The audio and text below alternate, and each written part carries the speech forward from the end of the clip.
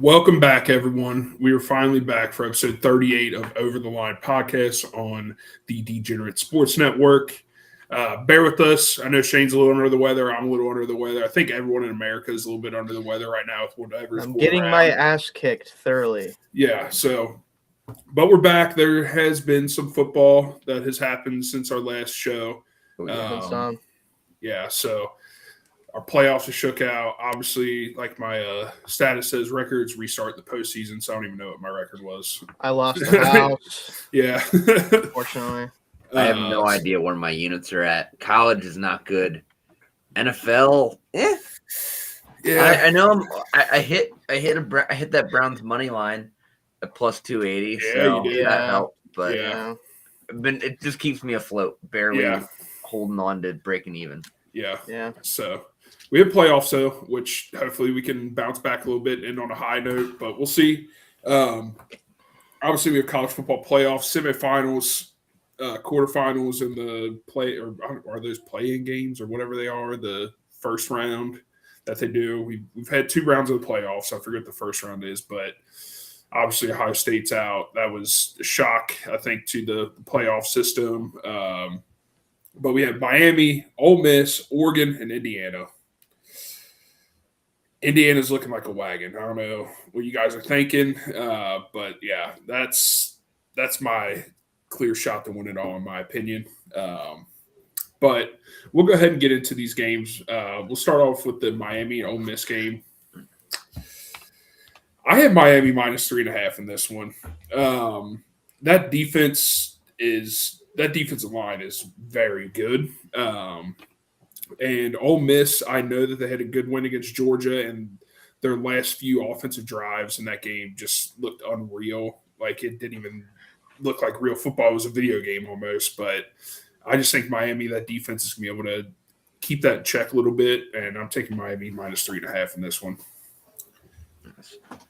Probably biased on this one because I do have that Ole Miss future still riding, but I'm taking Ole Miss money line at plus 136. I just think that at the end of the day, I mean, Miami, I'll tell you what, Miami is hard to bet against right now after seeing what they did last week. Like, they look really good. Yeah. I just think Ole Miss might have the best roster in college football right now. In terms of depth, like from top to bottom, I mean, like at wide receiver, it's just like they're like 7 or 8 deep, it seems like, in terms of just pass catchers. Yeah. Like, none of them are like going to be like elite NFL guys, I don't think, but like they have day 2 and early day 3 guys 5 deep.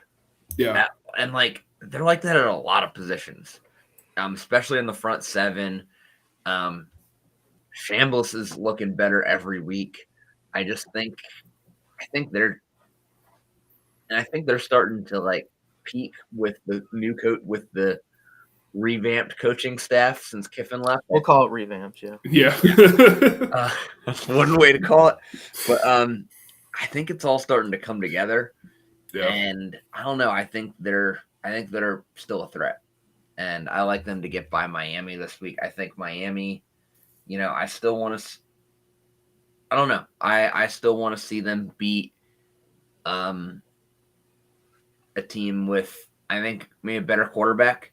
Yeah. I think quarterback that's not going to be as easily in an offense that I think has more answers for pressure.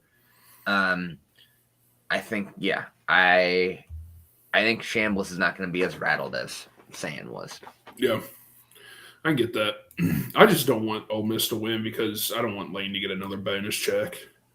That is an admirable reason. Yeah. For their downfall. That's a hater reason, I know. But isn't it fun to think about ESPN having to grapple with a college football team in the year 2025 called the Rebels winning the national championship? That's kind of funny. Yeah. Whose mascot is a Confederate general. Well, they've kind of shuttered him for this shark. Oh, I wonder why that would be. Yeah. But we all still know what your mascot is. You're still the Rebels. Yeah, you're still rather sus, Ole Miss. I'm sorry. But I too have Ole Miss winning. I think Miami is a good football team. I really think so. But I think, like you said, Dalton, I think what made them so difficult for Ohio State was that their pressure and their ability to get pressure on Julian Sayin, just they didn't really have an answer for it, and he didn't really have an answer for it. I think Sayin is firmly in that good college quarterback tier of quarterbacks where it's like, if you have the right structure around him, he can get it done, as we saw throughout the regular season for the most part. But he doesn't really have the tools or the ability to play make the way that a guy like Chambliss does. And I think that's going to be the difference in this game. I think Miami's, they could still put a lot of pressure on him. But he does have the physical skill set to escape that pressure, to create yards on the ground if he needs to. And honestly, he's just probably a more complete quarterback at this point than Julian Sayin is. So I think that same issue won't pop up as much. And at the end of the day, Miami, I just don't trust the quarterback play with them that much with Carson Beck. I think that he's definitely the second best quarterback in this game, obviously.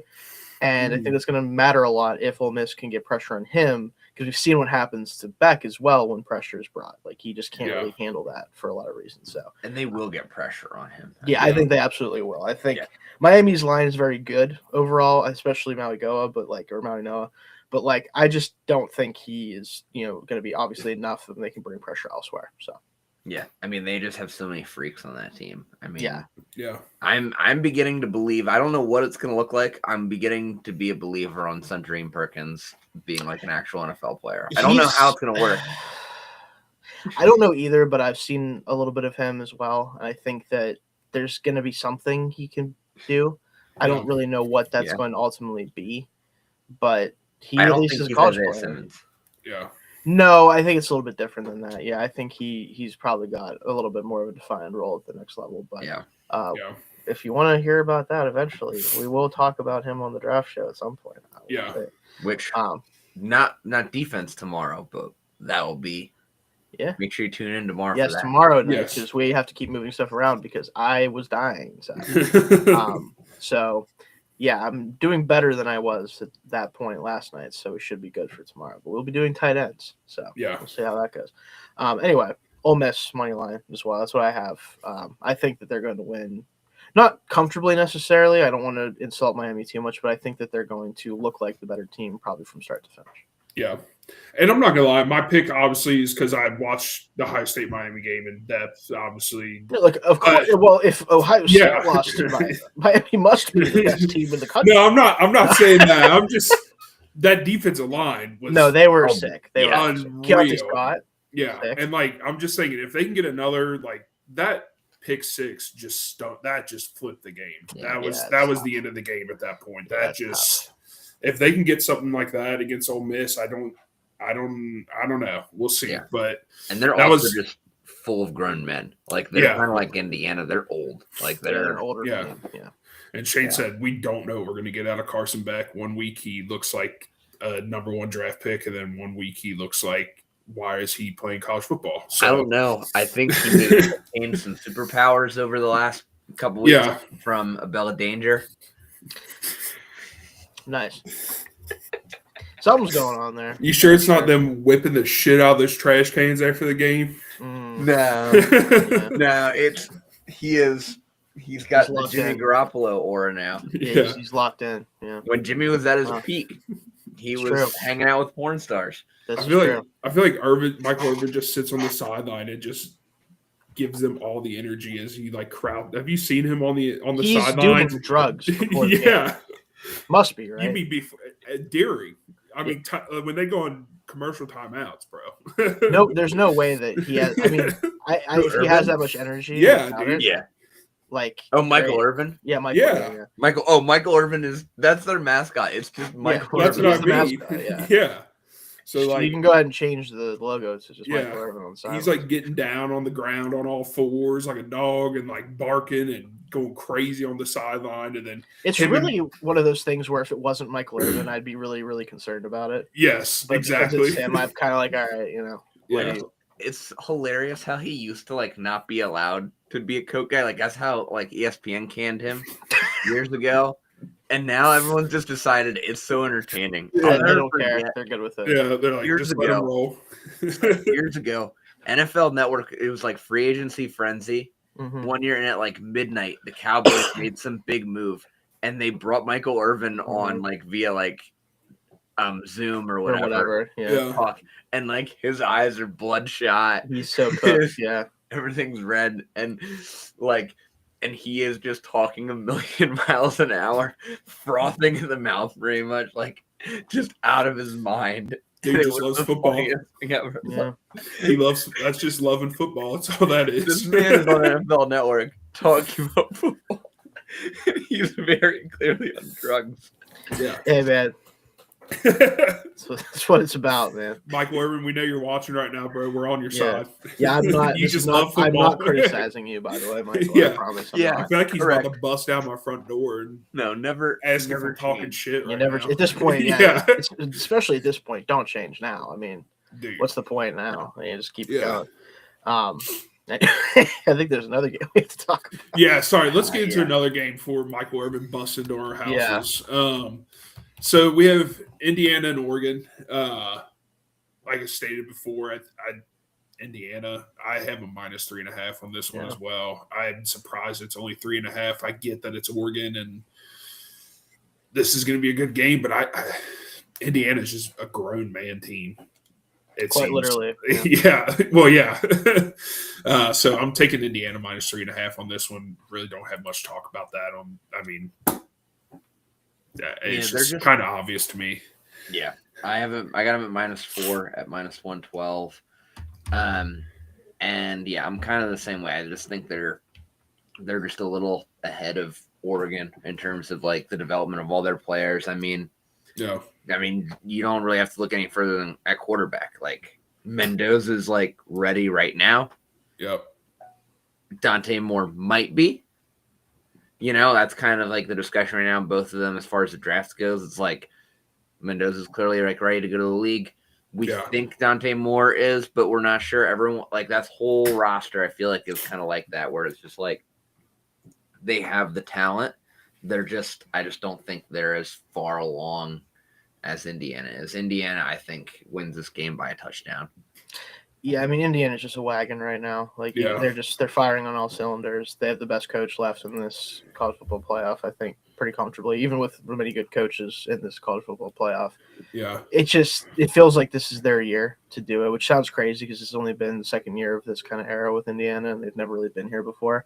But everything about this team, the way they operate, and I know Alabama was one of those teams where it's like, man, I don't know if they're really a playoff team, but like they never stood a chance against it. Like it was never close. And the fact that they were able to do that to a quality SEC team, if nothing else, I think is pretty telling about where they're at right now from a mentality perspective, especially. And right now, Mendoza just can't really do anything wrong, it feels like. He's kind of where we're at with it, too. They've already beaten this team. It's tough to beat the team twice. It is. Yeah, it is. But they were a lot better than them. That's what I'm saying. Like, they were not – I think they were clearly just the better football team. I think they still are. I think Oregon, if they're able to retain Dante Moore and some of these guys that maybe could go to the draft or guys that are coming in next year as potential draft picks, they could make a run next year. But I don't think that they're going to do it this year, not against Indiana. So I also have them -3.5. Yeah, I get it. Yeah, and it felt like in that Indiana-Alabama game, there was a few times where it seemed like Alabama might have had a chance to possibly make something happen, and Indiana was like, never mind. They just treat them like they just always made the plays. Like, they were like that's the difference right now. Indiana makes the plays, and they make other teams not make the plays. It's kind of the name of the game. So it was like a big brother and little brother fighting in Indiana. It was like, all right, I had enough of you like messing around. I'm just gonna take care of it and get over with. Yeah, Ty Simpson literally went to the NFL after. He's like, I'm tired of this. That's a whole other conversation. Yeah. Yeah, that was. But I don't know if you guys have any parlays, but I just had my 2 picks for these. Yeah. Yeah. Not the 3. There's not only the 3, games. Just the 2. So if they would have let you do 3 sometime, Casey, I know you would have done it. They let me pick Indiana -3.5 twice. They only have to win by 7 though. Yeah. But I just had my 2 picks together plus 281. I hope this Oregon Indiana game is a little bit better than I think it could be, but I just think Indiana's going to take care of business. Yeah. All right. On to NFL. No, do you have any futures or anything for the college football? Oh, just my Ole Miss future Yeah. still riding. I got that at what did I? So I placed that. I placed that a while back, and I got it at plus 1,800 to win the national championship game. I put 10 on it to win. That is a solid bet. I do think, though, personally, Indiana takes this in that matchup. Oh, absolutely. Yeah. But I do think that's a solid bet because they Yeah. could win. I mean, they have the Yeah. talent required to make it a game for sure. Yeah. And But, to be clear, I did make this bet when Lane Kiffin was still head coach. Yeah. this is true. But I think they should get some sort of compensation for that. I think so too. Then again, I should have known that this was going to happen because yeah, that was already a thing going Yeah. on probably Yeah. at the time. So that's on me. But yeah, I do think Kiffin was probably like the one coach that I think in the country is like right there with Signetti in terms of X's and O's right now. Yeah. right, yeah, Yeah. we'll see. Should be interesting. I do think that's going to be the matchup, obviously, with my picks, and I think it's going to be a good game overall. I just lean Indiana for sure, but Yeah. All right. I guess we'll get into the NFL then. We have wild card weekend. Shane, Super congratulations. wild card weekend. Yeah, super wild card weekend. Shane, congratulations to the Steelers on making it in. That was a entertaining game to watch. yeah, I know. Shane. I know. Shane, I get it, bro. After we got destroyed by the Seahawks, I'm not looking forward to seeing us play the Eagles at this point. So I get it. I just want this weekend to be over with so I can just look forward to the next round when my team's not there and I don't have to worry about it anymore. it's honestly for me, like, I hate being here's the problem. Because of the fact that I write for the team, I write about the team professionally, Yeah. it makes it like it's technically monetarily good for me to have this team make the playoffs. It is. But I also am aware of the fact that all this is probably going to do is continue the charade for 4 to 5 more seasons. And I just don't know if that's probably the best thing for this team. Yeah. Meanwhile, the Ravens were like, yeah, we're not doing this shit anymore. Yeah. And decided to get rid of John Harbaugh, who, honestly, I understand that. But honestly, you can make a better argument for John Harbaugh sticking around than you could Mike Tomlin at this point if you're just Absolutely. doing results. You know what I'm Yeah. saying? Let me put it this way. I also wrote a rather large piece for fansided.com, like the main fansided.com, and pointed out the fact that since 2016, those two coaches combined have won 3 playoff games, and all 3 of them have been won by the Ravens. So I don't really know what else I need to say about that situation besides what I just said. Yeah. So yeah. take that as you will. I wasn't surprised that Harbaugh left. I'm glad they didn't get rid of Jackson because I think that would have upset the fan base a hell of a lot more. I wouldn't say that it's a guarantee that that's not going to happen at some point too. But at this point, I think it might be on his accord that he wants to leave. Right, but I'm just saying I wouldn't put it past them to do something like that in a very weird and probably not smart way. But we'll see. It doesn't seem like Lamar wanted Harbaugh out. It seems like Lamar's issues were more Monken. Right, and then I think the team overall, from what I've heard, kind of lost a little bit of faith in Harbaugh as the head coach in general. The front office wanted to keep him, from what I read. Right, yeah. So but the ownership was like, no. Yeah, I think it's run its course. I do think so. I think he's better off elsewhere. I think the Ravens are probably better off moving on. Yeah. Honestly, the thing that hurts the most, probably if you're a Ravens fan right now, is that you let Mike McDonald walk out the door. Yeah. That's probably the toughest part there. Yeah. But you're coming off a championship game appearance. You kind of can't really fire the head coach probably, True. Even if it was disappointing to then hire your defensive coordinator to the same position. Yeah. But it probably, in hindsight, might have been the better option. Yeah. So, but anyway. But yeah, and if you guys want to check out that article, obviously go to Fansided. You can look up Shane's name. It'll pop up if you do that, but weirdly enough. Well, I'll tweet it out after this. I think I retweeted it already, but I'll retweet it again. It is a good article. I did read it, so yeah, I did predict that one of those two coaches would lose their job, and whoever lost that game would probably be it, and that ends up what happens. Not that was some sort of huge prediction, but it's felt like the writing was on the wall. So, it was, yeah. But you know what? I didn't think it was going to be the one that got fired, honestly, or that left. I didn't either. I thought that the Ravens were going to win the game. So. Yeah. I think we all did, Shane. Yeah, I think we kind of all probably assumed that would happen. I think we all thought, like, all right, Baltimore screwed around enough. They're still going to win this game and still probably going to be in the AFC title game somehow. Yeah. Somehow, yeah. They're going to get hot, and then it's all going to be fine. Nope, Tyler looped it outside. Yeah. All right. So. Let's go ahead and that was let's go ahead and get into it. Locks of the week for me. Patriots minus 3.5 at home against the Chargers. That one, I don't think the Chargers have it in them right now to go against the Patriots. I hate to say that the Patriots are a wagon again already. I hate the argument that all they do is play cupcakes this year because it's an NFL roster at this point that they're going up against each week. Might not be the best NFL roster out there, but it's still an NFL roster nonetheless. And Patriots minus 3.5. Hate to say it, but I think there's something going in New England right now. Fair to say. I think that that game is one that's very interesting to me because it's not one of the ones I had on my parlay, or one of my picks here. But I think what it comes down to for the Patriots, I think, is realistically like, do the pass catchers and their overall, like, they're a little bit. None of them are elite right now, right?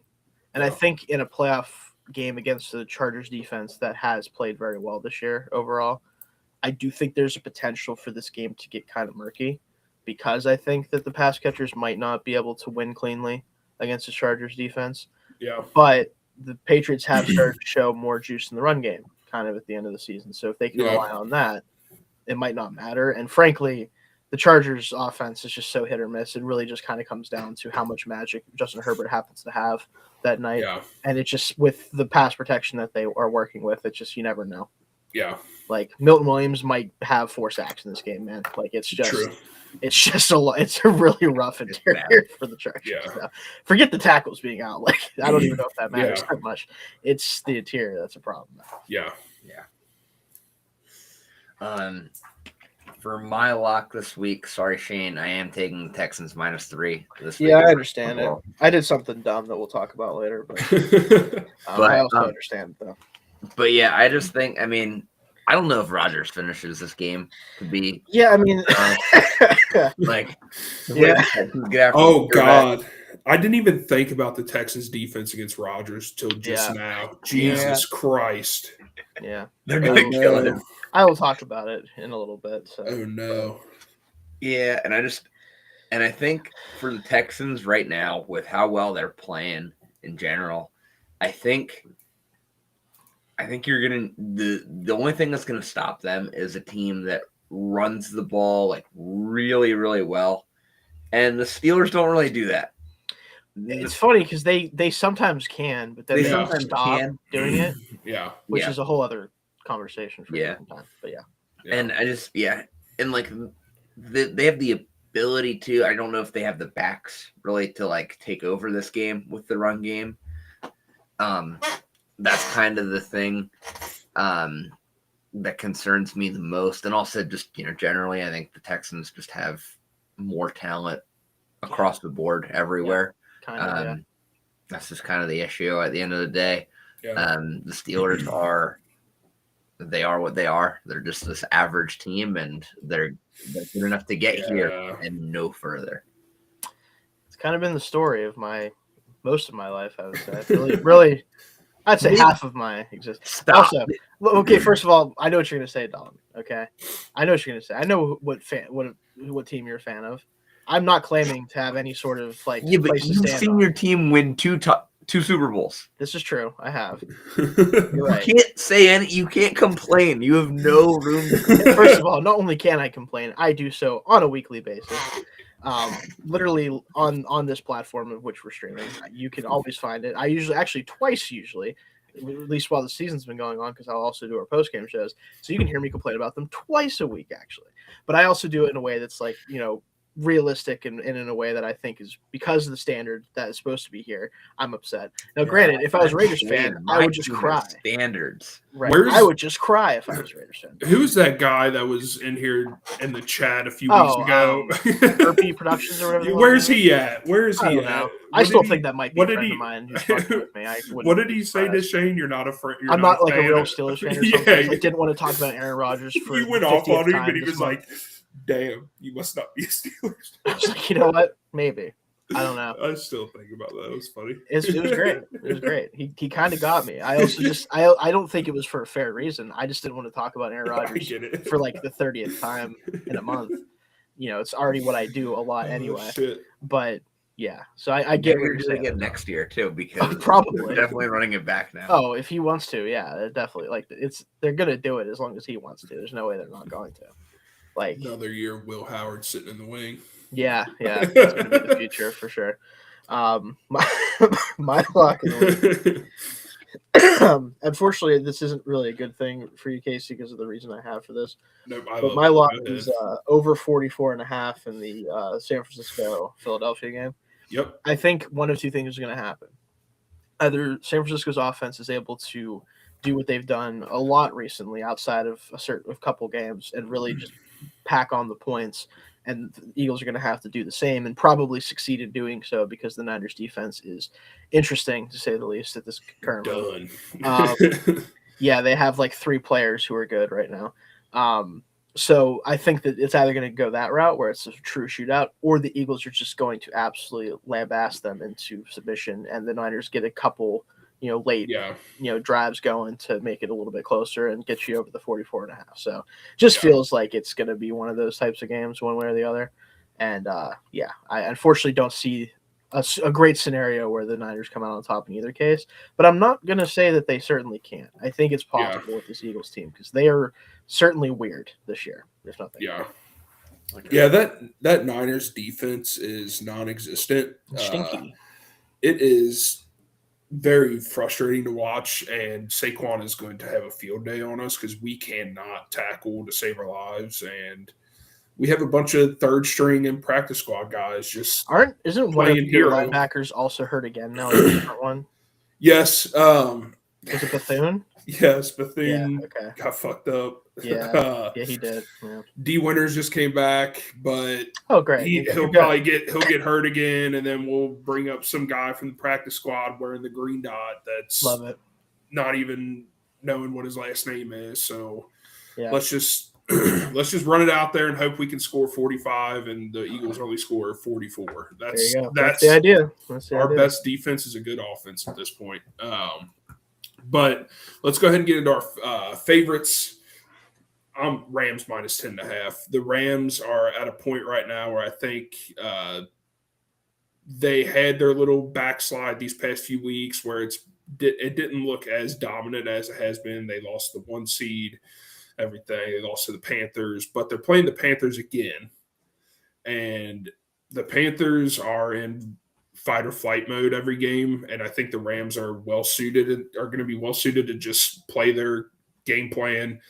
I think the Rams win this by 15 plus points. Honestly, I don't think the Panthers really have a shot in this one. Where'd you get that at value wise? Minus 110 at minus 10.5. Yeah. So I had to take it. I honestly thought this might have been a 13.5 spread when I first opened up and looked at it, but 10.5 is even better. Yeah.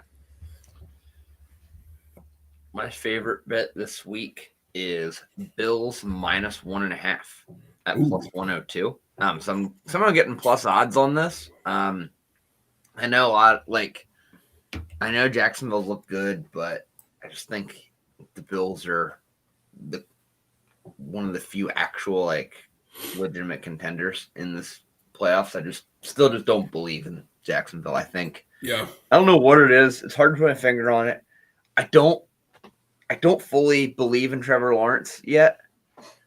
I don't know. I just really have trouble getting on board with Jacksonville as a legitimate Super Bowl contender. And I don't know what it is. I don't know.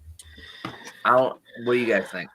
I think it's – go ahead, Shane. No, you go ahead first. I was just going to say I think it's a product of looking at what has happened the past few seasons with them. It's hard to believe that this team can go in the postseason and dominate. But this past – I don't know. Like you said, Dalton, it's hard to pinpoint what the issue is because everyone seems to be playing pretty decent right now. But they're going to fuck this up, I feel like.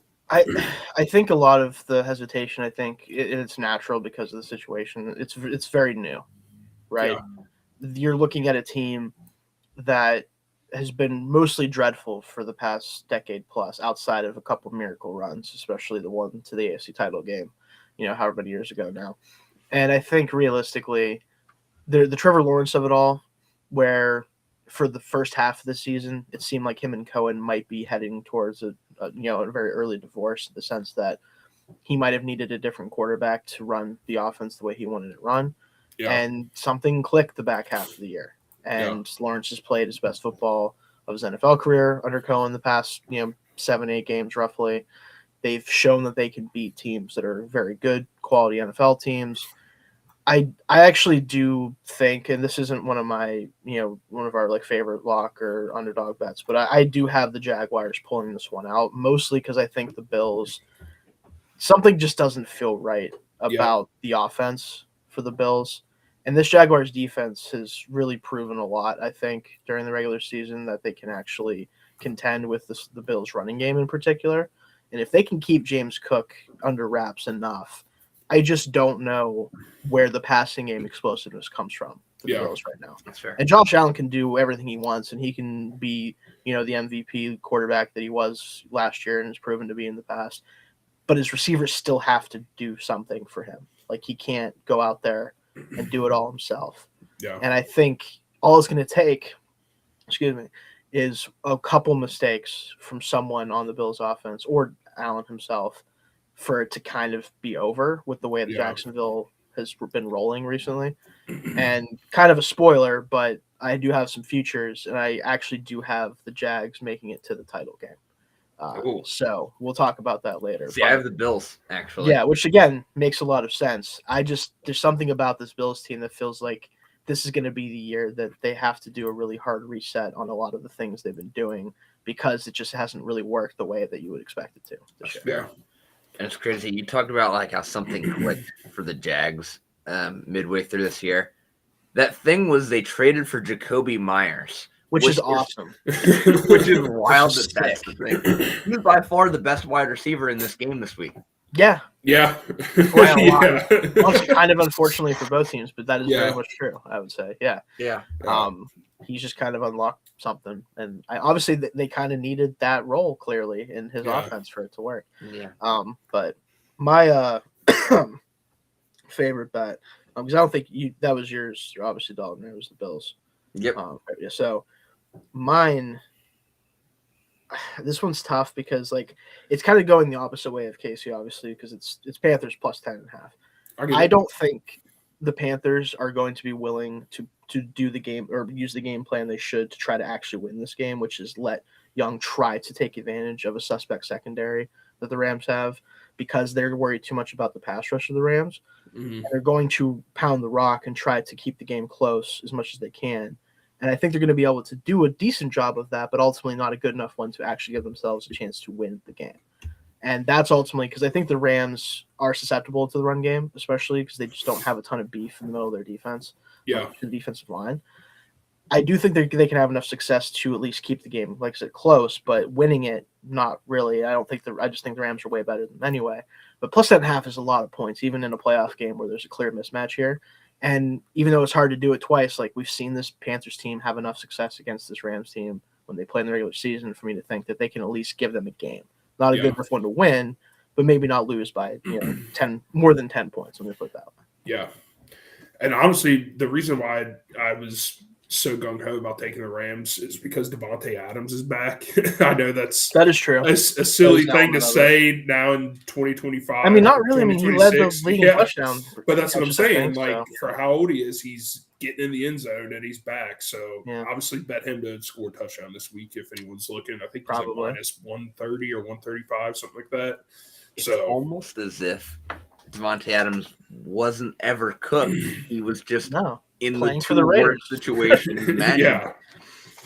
Yeah. So, we'll see with this one. Shane, I don't know. I think the Rams It's blow it more out, of a but I game couldn't be script thing, I surprised. think, for me. That Yeah. more so than like the fact that the Rams aren't like they're more than capable of beating this Panthers team by 10 plus points. I just don't know if the Panthers are going to play the game the way they should, which is try to actually come out and fire the ball down the field and try to make play as opposed to just trying to keep it close and hope they can pull it out at the end. Yeah. That feels more like what Canales is going to do. And I just don't think it's going to work well enough to win, but maybe enough to not get embarrassed. Yeah. They need Jonathan Gannon's fireworks out there just firing off in the Sorry, Jonathan Gannon. That was an unnecessary shot. I'm sorry. I shouldn't have said that. Anyways, let's go ahead and get into underdogs for this week. Not many great underdogs to choose from, but I did pick an underdog that's barely a dog here. Bears. You did that. Yeah. Bears at home. Plus 100. Does anyone else find this line weird? Yeah. I do, because I know it's the Bears. I get it, and the Bears' defense is not great, but are the Packers all there? Like No, they're not. It feels like the for my Packers future bets, they're not. Yeah, it feels like the Packers went 4-13 this season, and they are not even in the playoffs at this point, but they're there. And if LaFleur wants to keep his job, I think he has to win this one, or not keep his job, but like get that seat a little bit cooler. He has to win this one, but I think Caleb Williams and the Bears have figured this one out, and I think they'll win this one. I don't think it'll be a blowout, but I think the Bears do win this at plus 100. I mean, I'll take it at home. This is a different Bears team than what we've seen in the past. So, yeah, they're my underdog as well. I got them at minus 102. Just generally on I feel like there's not a lot of good a lot of good underdog picks this week because all of the underseeded teams are favorites this week. Yeah. It's really weird. Yeah. So there's not really anyone sneaky good this year. It's just, it's weird. But I don't know why the Packers are really favored in this game, to be honest. Because I think Chicago's passing game is going to torch Green Bay secondary. Oh my God. Without Michael Parsons to save their ass anymore. Yeah. I mean, this team gave up 41 points to Tyler Huntley Ravens. Yeah, I know Derrick Henry was mostly doing that, but yeah. Bears rush offense is pretty damn good at this point. So yeah. I mean, the only hope is that Josh Jacobs is able to carry this Packers team, and they're just able to just pound the ball down the Bears' throat the whole game. But he's been hurt. Yeah, he's been banged up. And Love is back, right? He is back, and I will say that is obviously good overall, but I don't know if it's enough offensively with what they have going on. If this is a shootout, they're not winning. Yeah. No, I don't think so. And Toyotathon's over. Actually, is Toyotathon over? I was trying to find that out. I think it is. Because if it is, they're really cooked, unfortunately. Yeah. You might have to play Malik Willis if he's healthy. Honestly, I'm kidding, but no. I don't know at this point. I don't know. we can have a Malik Willis conversation, but it's certainly not this week. Yeah. For this game, is there an argument that the best game script there is just a bunch of basically run a college style offense with Willis and Jacobs the whole game? Maybe, but I would also argue part of the reason why the Malik Willis thing is even a thing, besides him just playing extremely well when he's been asked to play for the Packers over the past years, is Matt LaFleur seems to call plays better with him in there. Yeah. And I would maybe argue he should just call the offense better when his starting quarterback is in the game. Yeah. But that's besides the point. I do know there's obviously a different element that Willis brings, to the ground game especially, and I get all that. But realistically, like you guys were saying, the fact that the Bears are underdogs here is just odd to me. Now, if this was, if everything was the same and the Packers got unlucky and ended up with the record they have, but Micah Parsons was still, healthy and all that stuff, sure, you could do that, whatever. I just don't think this defense has the horses without him out there. Like No. he really solved a lot of issues for that team, and I don't think they have a recourse for it against a Bears team that can beat you in a multitude of ways offensively. Like Yeah. I simply just don't think that the Packers are going to be able to create enough offense to counteract what the Bears offense is going to be able to do. So it's tough for the Packers, unfortunately. Yeah. My underdog, you knew I had to do it. I had to do it against my better judgment. You have to. It's the Pittsburgh Steelers at plus 148. I think that there is a slim but reasonable path for them to make this a close enough game for them to win it.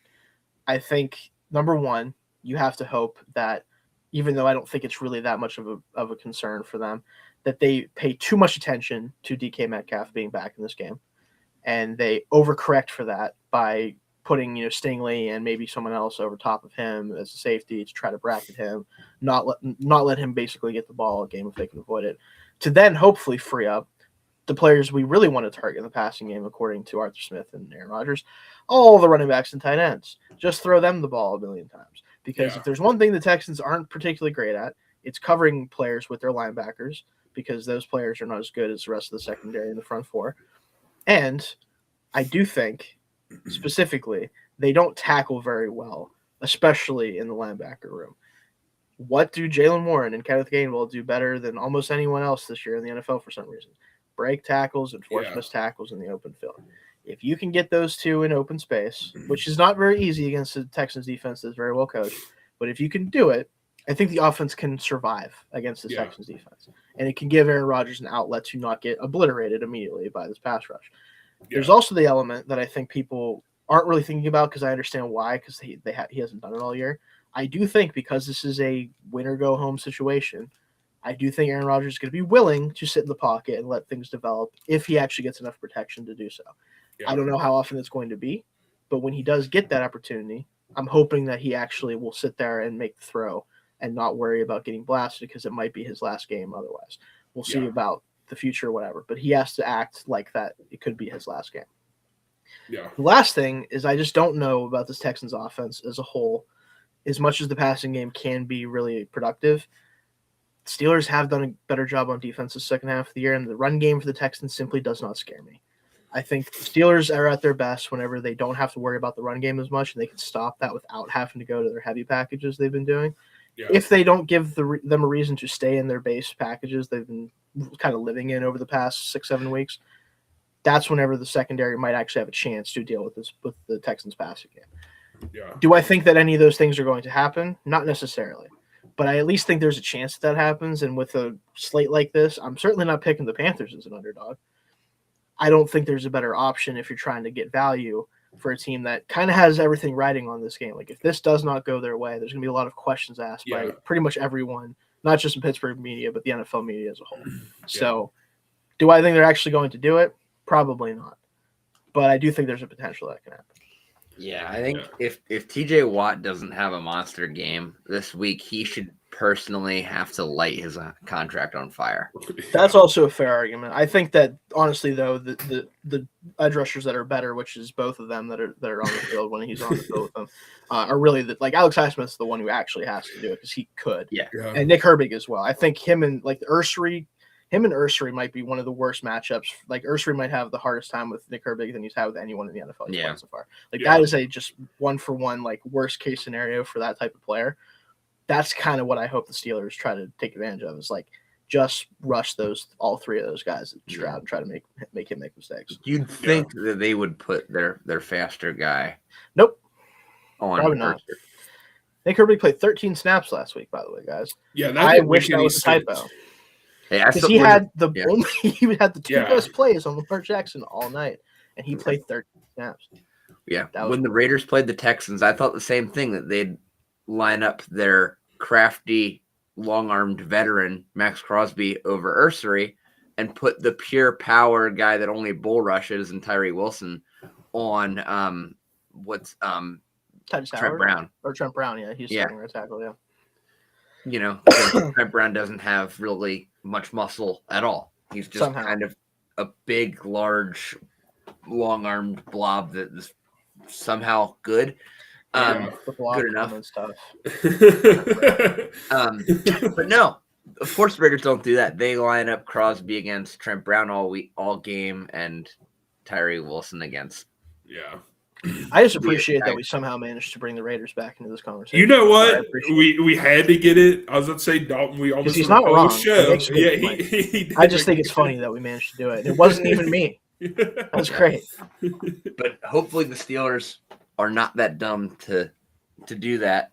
Yeah. But yeah, it will be a tough matchup for them. I'm not expecting them to really pull it out. I did predict that they would win 20-17 on my Still Curtain show today, only because it'd be the funniest thing possible.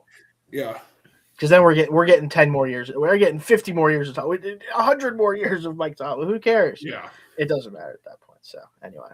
Tomlin is playing for an extra 5 years on his contract. Pretty much, yeah. Pretty much. That's what's at stake here. All right. Let's go ahead get into some. I know some of us have some futures and some parlays first. Yeah, that's what I was going to do. Yeah. We have futures, parlays, everything. So we'll get into that. We'll start off with the parlays first. Obviously, I just had my 3 picks. Rams minus 10.5, Patriots minus 3.5, and Bears money line. All those together at plus 622. So nothing too crazy, but slim pickings this week with wild card. Yeah. I got a 6-leg parlay this week. I just took the money line on all the games. I did this too, so I'm curious what yours lines up with mine here. So I got Rams money line, Bears money line, Bills money line, Eagles money line, Patriots money line, and Texans money line. All of those together at plus 1439. Nice. I like it. I took everything, but I took the Jags money line, and then I took the Niners money line for shits and giggles. I like that. So I have my picks that I made already, and then I have the rest of the game. So Panthers plus 10.5, over 44.5 for the Niners Eagles game, and the Steelers money line because I am a masochist. That's the best way I can describe that. Patriots minus 3.5, Jacksonville plus 1.5. I do think they're going to win that game outright, but I chose the points because I'm a coward. And the Bears plus 1.5. On all that together is plus 6,001. Oh, there you go. That one makes a difference. It does make a difference. Oh, yeah. Yeah. All right.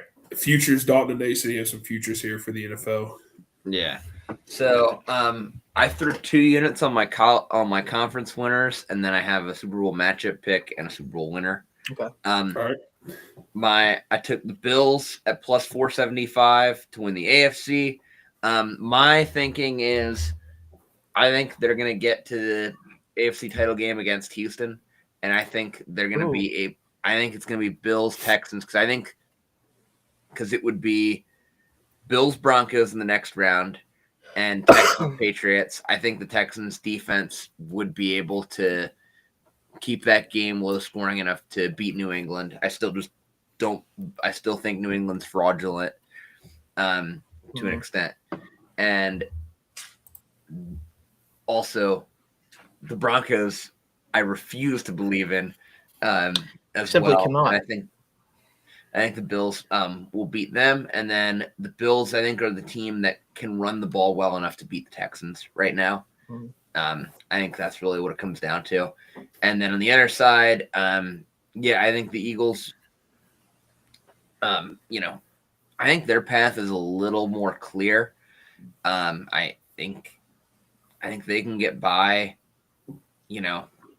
the Niners fairly easily, and then they'd probably get the Rams right in the next round. Yeah, it'd be the Rams next. It'd be the Rams, assuming the Bears beat the Packers. Or no? Well, no, because the Rams are a 6 seed. Yeah, 6 seed, so they would get whoever the high. Who's the? Oh yeah, it'd be Bears Eagles. Yeah, it'd be Bears Eagles because the Rams would play Seattle in the second round. So I love the Eagles against the Bears. I think the second time around, and then I think they can beat. Say they get the Rams in Philly, I think they can win that game. That's kind of, and I just don't think Seattle. They're going to have to worry about going to Seattle because I think playoff Sam Darnold's going to show up, and that's going to kind of be the end of that. And so I threw a unit on Bills Eagles in the Super Bowl at plus 3,000, and then my Super Bowl winner that I also threw a unit on. I took Eagles to win the Super Bowl at plus 950 because I just think that they head to head with the Bills, they're just too much more of a complete team. All right. I have a Super Bowl winner and a Super Bowl matchup bet. So my matchup, this one would be very funny to me. I think it'd be a very interesting one. I have Rams Jags as the Super Bowl. I think something is just weird about this year, and we're gonna get some goofy shit in the playoffs. This whole year has been very strange in a lot of ways, and this would kind of just fall in line with this. I think the Rams losing to Seattle the way they did to lose a chance for the 1 seed, I think that they're very much on the warpath at this point. I think that they are, to me, if everything is working, the best team in the NFC playoffs. I really do. Like from top to bottom, I think that their best is as good as anyone's best, if not better. And I'm hoping for Matthew Stafford's sake, especially, I want to see him double up on rings. That'd be pretty cool. I think that they're going to go on a run here and be able to take care of business, especially because they get that first, easy matchup. They should be able to get rolling a little bit and then kind of go from there. And then Jags, like something about the Jags team, man, like this, they feel like the story right now. They do. Something about them, they just feel like they're going to be the story of the playoffs this year. And do I think the Rams are going to beat them pretty easily if they make it to the Super Bowl against them? Yes. I do have the Rams as the Super Bowl winner plus 430. But I do think it'd be very cool for a new team to make it to the Super Bowl. That'd be very cool. And I think if there's ever a year to do it in the AFC, this is the year to do it. Shane, it is hilarious that you said that because while Dalton said he was like, I'm going to have my matchup and my winner, I was like, let me go ahead. I looked at it before you even start talking. I was like, I'm going Jaguars winning it all. Rams, Jaguars in the Super Bowl. I swear to God, that was my pick. So that's very funny. Yeah. I'm loving that, dude. I love that you just did that. Yeah. So I don't know what it is. Like I just something about this Jags team, man. They feel in a different. It's a whole different scenario than this team, but it kind of feels like the Bengals run. And ironically, with the Rams, where like quarterback kind of comes into his own.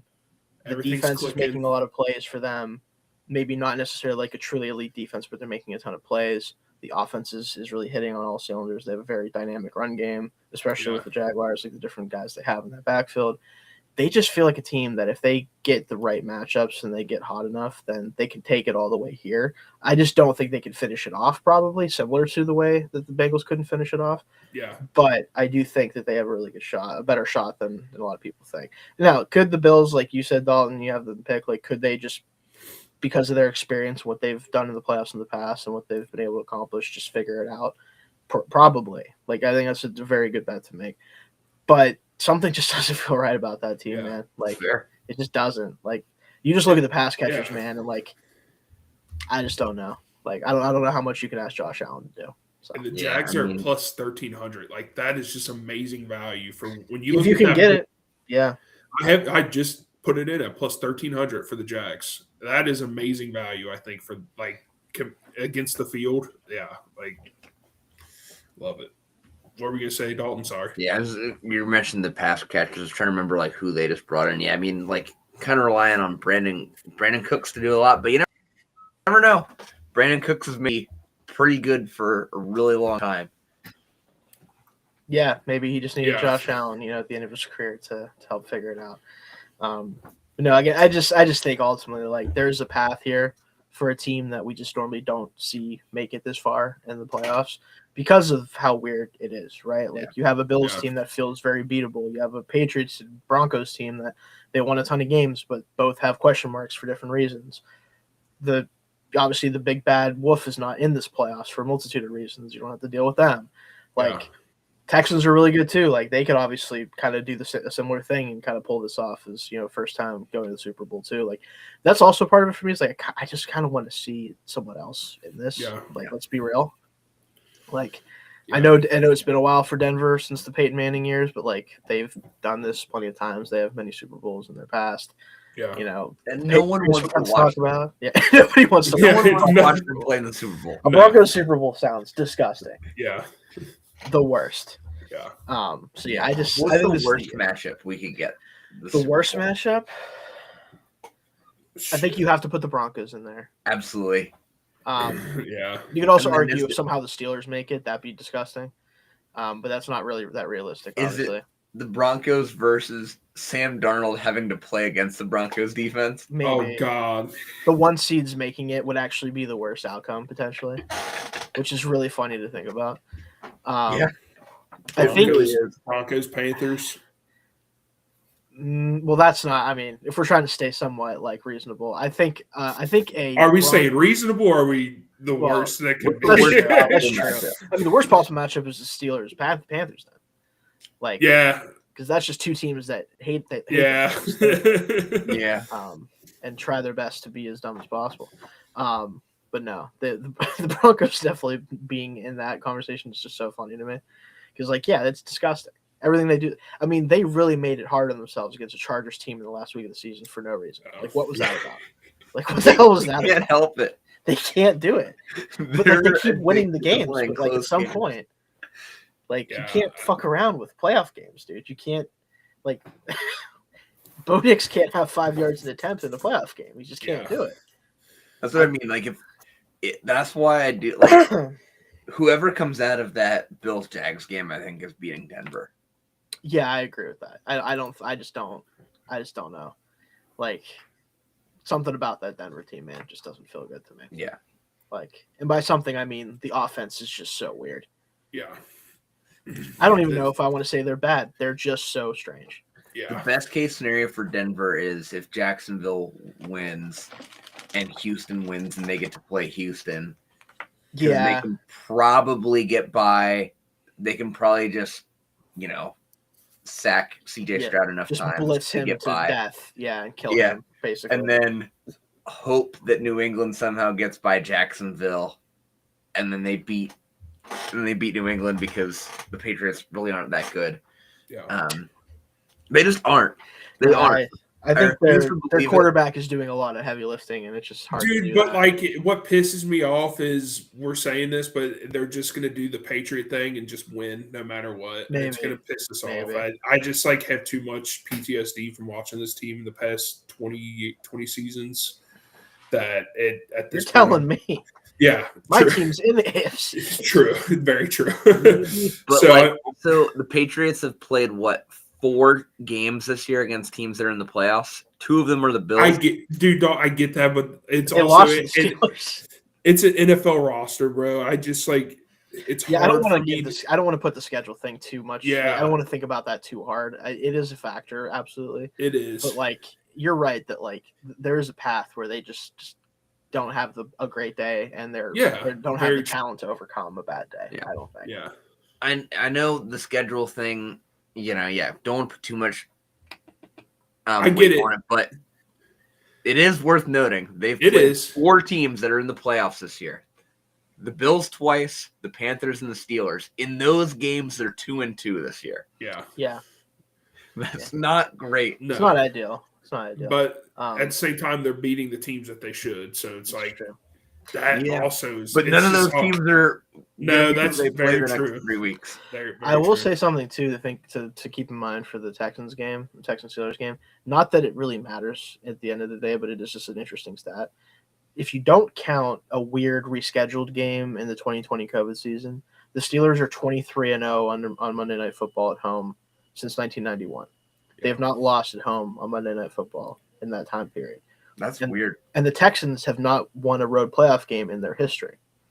So there's a lot of history that's technically on the Steelers side. The problem is you have to then also go out on the field and play the game. So there's that. What's the weather like in Pittsburgh? It'll be cold, but not ridiculously. Gotcha. So probably doesn't matter that much. I was hoping peak Tomlin though to win this game and basically guarantee himself another 5 years.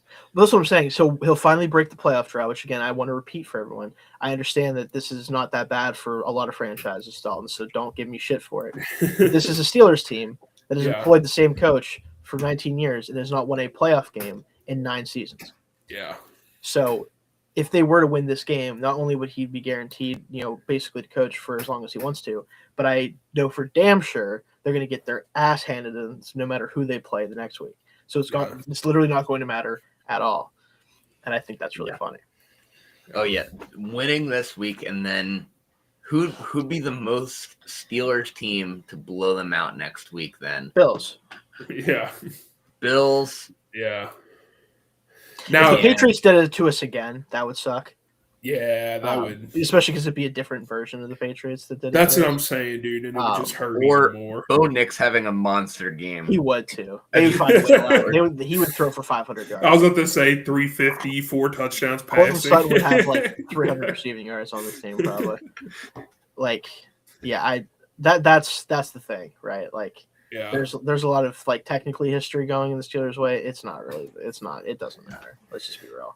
I was hoping the Steelers played on played at 1 o'clock on CBS, and it was just a gloomy 30-degree day, and I would just be like, hammer Steelers money line, money line. But again, technically, this is the best environment to hammer the Steelers money line. Yeah, it is statistically speaking. Old night in Pittsburgh.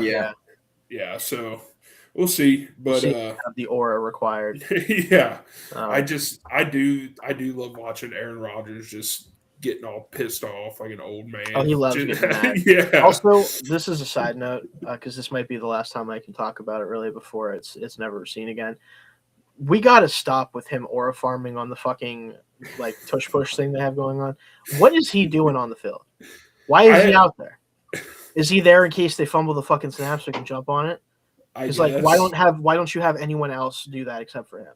He's standing there with his hands in his pockets. I have a feeling they have some crazy play drawn up to where we're just thinking he's out there dilling around, but he's gonna rush out. Well, they better pull it out this week because they don't have any more time to do it. He's out there just to make somebody stand out there. Yeah. But he's not out there. He's in the backfield standing 10 yards behind the plate. Yeah. Yeah. But it's involved. But you got to think about it. Who was it last week? The Colts that ran freaking punt on 1st and 10. Yeah. Why would you do that? That was fun. So then you have Aaron Rodgers sitting 10 yards back. If I'm a defensive coordinator, I'm like, what the we have to have someone just in case. I get that, but it's just so funny watching it. It is. He's pretty successful at doing the tush push thing with 10 players online. Yeah. It just cracks me up. And then he's just sitting there with his hands in his pockets he has something else to be doing right now. It's what are you doing? I feel like they keep him out there so he can get pissed off and yell at someone if something doesn't I guess. go right. I don't know. It's just whatever. Anyway. Yeah. I'm done yelling about them right now. But all right. That's football. Anyone have any other bets? Anyone? Anything they want to say about their team season before we're done for the episode? Dalton, Fernando Mendoza. Fernando, I was about to say, who do you want? Fernando? All right. Yeah, Fernando Mendoza, bro. We're going to talk a lot about Fernando Mendoza on the draft show, which is why you got to watch it. I was trying to lead into that, Shane. Let's go ahead. Let's hear about this show. But yeah, not a number one pick normally, but we can't keep doing this with Gino or Aiden O'Connell or anybody. It's got to be Mendoza, and we just got to hope it works out. You don't want to start Kenneth Pickett. Anyway, I never want to see Kenneth Pickett play football for anyone ever again. I also would like that to happen, but I know he will be on a roster somewhere next year. I don't know why. I don't know, just because he was a first-round pick. Dalton, don't you remember? Cool play in college where he acted like he was going to slide. He slide canceled in the middle of the fucking game. Slide cancel. I don't know what that. I still can't figure out how he did that. By the way, I just wanted to do it one time. I can't decide if it's impressive or not, honestly. Yeah, I want to see him do it one time in the NFL, and then he can go. Well, he's going to be going to places when he's retired and doing it as a thing. Yeah, that's what his do the slide cancel. Do the slide cancel.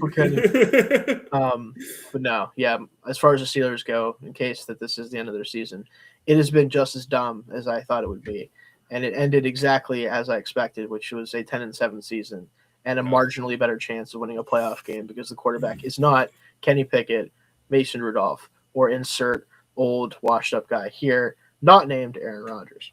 Yeah.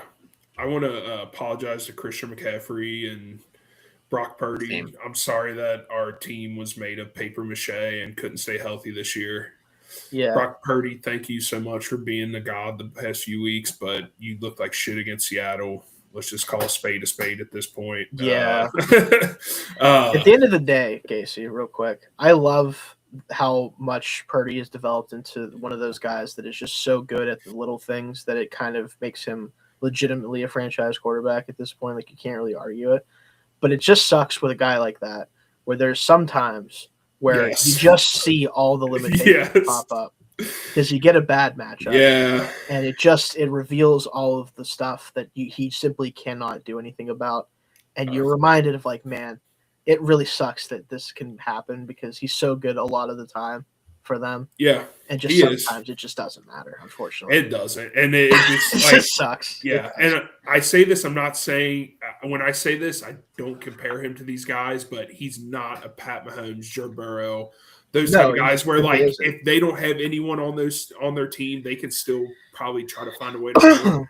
If he doesn't have X, Y, and Z going, it's hard to watch, but when he does, it's like, damn, this guy is a legitimate NFL franchise quarterback. But that's also why you can't pay that guy $50 million a year. But at the same time, you know what you're getting, and it is pretty decent majority of the time when things are going right. I know not everything's going to go right all the time, but I'd rather pay. Also cannot draft for some reason. They can't. Yeah. You can draft once it gets out of the third round, and then we're like, oh, we can find a guy from bumfuck Egypt, Rhode Island. Yeah, bring him in here. And then all of a sudden, it's like, oh, this guy's a mastermind. That's true. But that's what it is. You can give a massive contract to someone like Brock Purdy if you consistently draft really, really well. But as soon as you stop doing that, you run into this problem where a couple injuries and you're screwed. Yeah. It's kind of the Eagles' method of, like, we're going to pay Jalen Hurts because he's like a middle-of-the-pack quarterback who can win the Super Bowl with a great team. And we're just going to be really fucking good at everything except for probably quarterback most of the time.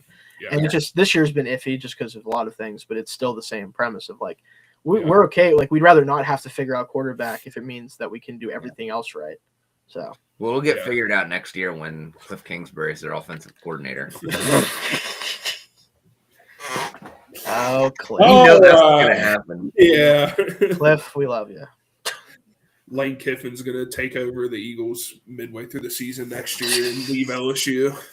The real stance is Cliff being the offensive coordinator with the Chiefs. That's the God! That's don't the real say wired that. one. That's the real wired. Don't you put that evil on me, right? Bring them together. Let's get the Texas Tech gang back together, bro. Yeah. And then he'd be the heir apparent then. Yeah, probably. Yeah. And he's like, I have burgers to eat, folks. I'm out. I'll see you later. And then, oh man, what would be funny though is then seeing like Cliff Kingsbury get old and fat in Kansas City. That's what we need. Him just slowly turn into, what is that, Tom Hanks, or not Tom Hanks, but what's that Santa Claus movie where he turns into Santa Claus? Santa Claus. Yeah, Santa Claus. Yeah, he's just going to turn Tim into Allen, Santa Claus. Tim Allen. He's going to turn into Andy Reid. Hey, worst things you can turn into if you talk about success. So. Yeah. Anyway. All right. Well, and I don't want to talk about it, but the Chiefs are just going through it again with some more drama. So don't worry, they'll draft Jeremiah Love. What's the new drama? Yeah, Rashee Rice. Let's not. What did he bring do it now? up. No, well, it involves tell me after the show. Yeah, women. Not great. He is a very bad guy. Not that we didn't already know that before. Yeah, but you know. Yeah. No! Now I gotta find it. Yeah. So, but that's the show, everyone. We do appreciate you watching episode 38. Next week we'll have the finals for college football. We'll have the next round of the playoffs for the NFL. Yep. We'll see what happens. I mean, it's like I said, super wild card weekend. It's wild. Who knows what's going to happen? But we do appreciate you guys watching. Probably no touchdown parlay this week, just because it's hard when the teams get down like that, and it's just. I don't know. We haven't had much luck with it, so we're just going to coast it out the rest of the season. And what we'll do is we'll do a Super Bowl touchdown parlay. We will do it. You know what? Yes, we will, because that's what you got to do. Me and Dalton did have success with that one game, the one time where we picked like 2 or 3 dudes and it hit. So we're just going to do it on the Super Bowl. So be on the lookout for that. But we will see you guys next week. And Shane, Are you guys doing the draft show this week? Yeah, possibly. tomorrow night, and then it should be moving forward. Hopefully, still Tuesday nights, but we'll kind of play it by ear. But we'll be doing tight ends, and also most likely because tight end class is I think fine. We'll talk about it. We'll also probably do our first round mock draft quickly together. Oh, there we go. Yeah, so I know a lot of fans are already getting into the mock drafts, especially if the teams are out. So definitely look into that.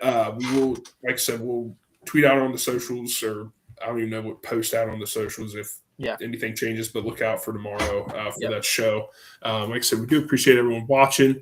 Have a good night, and if your team is in the playoffs, good luck to you. If they're not, sorry about your luck. Night.